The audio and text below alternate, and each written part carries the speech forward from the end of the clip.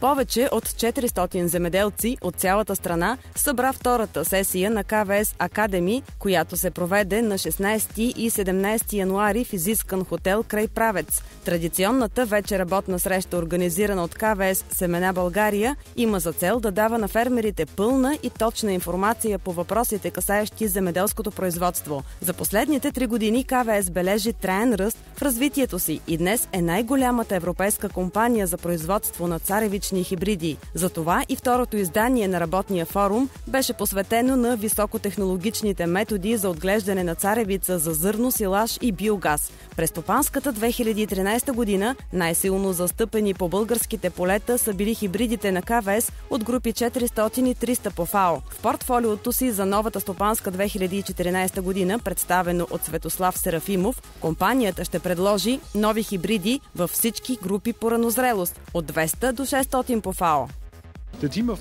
След 10 години работа ние постигнахме в България над 11% пазарен дял при царевицата. Мога да кажа, че екипът на КВС Семена България допринася много за успеха на КВС Югоизточна Европа и аз съм много удовлетворен от работата, която са свършили моите колеги. Смятаме до 2020 година да удвоим продажбите си при царевица, както и да развием продажбите на слънчоглед. Поставили сме си за цел да достигнем пазарен дял 17%. За да постигнем това, ние инвестираме в иновации, в нови хибриди, както и в изследователски центрове.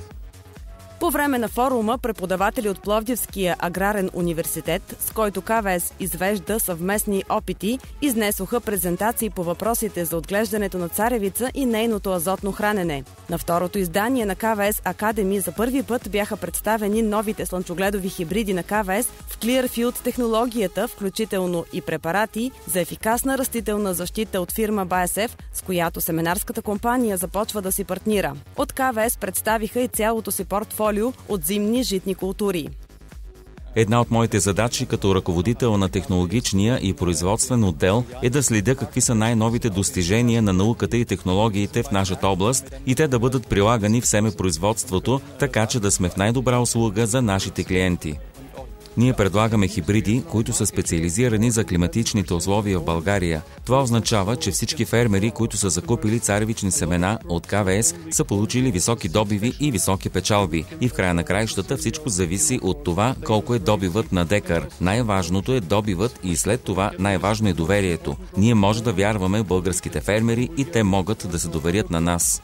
И те наистина се доверяват, като земеделския производител от Бяла Слатина Георги Георгиев, който от 2000-та година предпочита генетиката на КВС при царевица и слънчоглед, а от 3 години и при пшеница.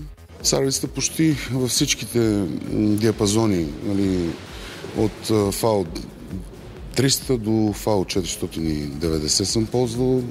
Стигал съм до резултати до 1 тон, до 800, до 700 кг. От тази последна стопанска година резултатите, примерно от, макар че царевицата, която засяг беше върху разделена рапица, съм доволен, защото 700 кг е един сравнително приличен добив за условията, които бяха при нас.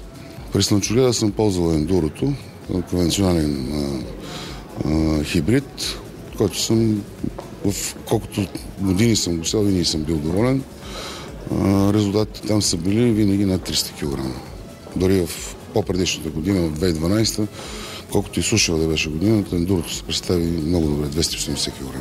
Георги Георгиев е изключително доволен от партньорството си с КВС и участието си в КВС Академи. Имаме обмяна на информация, т.е. с новите иновациите, които предстоят в земеделието и с това, което правим ние на полето. Тъй като срещаме с различни представители, освен фирма КВС, която подсигурява и самите тяхни служители, получаваме новото. Трябва да вървим напред в Европа, все пак и трябва да бъдем в крак с новостите. За мен е положително и пожелавам на КВС да продължат в тази насока. Даже ако трябва, ще ги правят 2 пъти в годината. Освен полезна информация и богато портфолио за 2014 година, екипът на КВС Семена България изненада участниците във втората КВС Академи с празнична вечеря, чието меню включваше изискани блюда, богата артистична програма и, разбира се, много танци.